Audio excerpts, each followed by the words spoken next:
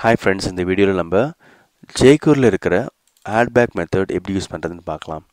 இது என்ன பண்ணணும்னா, நம்ம HTML கோட் சாம்பிள் பார்ப்போம். அதுக்கப்புறம் நான் உங்களுக்கு டெமோ காட்டுறேன். ஓகேவா?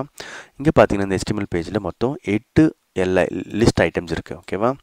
இதில் நான் ஜேக்யூரி கோடில் நான் ஐடி யூஸ் பண்ணி இந்த 4th ஐட்டமை செலக்ட் பண்ணுறேன். அதுக்கப்புறம் இந்த நெக்ஸ்ட் ஆல் கால் பண்ணுறேன். அப்படின்னா என்ன அர்த்தம்னா, இந்த நெக்ஸ்ட் 4 ஐட்டம்ஸ் செலக்ட் ஆகிடும். ஸோ கரண்ட் ஐட்டம் வந்து 4th லிஸ்ட் ஐட்டம்.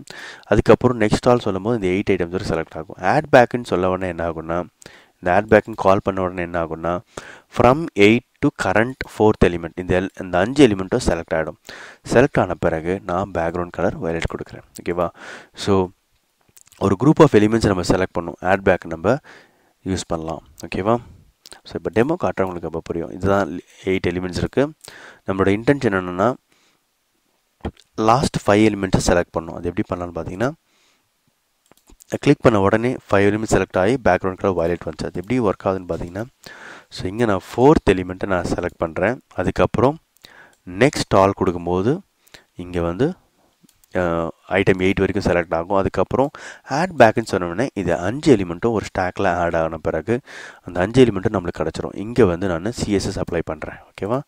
இப்படி தான் நம்ம ஆட் பேக் மெத்தடை நம்ம யூஸ் பண்ணலாம். ஓகேவா? ஜேக்யூரியில் உங்களுக்கு இந்த வீடியோ பிடிச்சிருக்குன்னு நினைக்கிறேன். பிடிச்சிருந்தா லைக் பட்டன் கிளிக் பண்ணுங்கள். Thank you and all the best.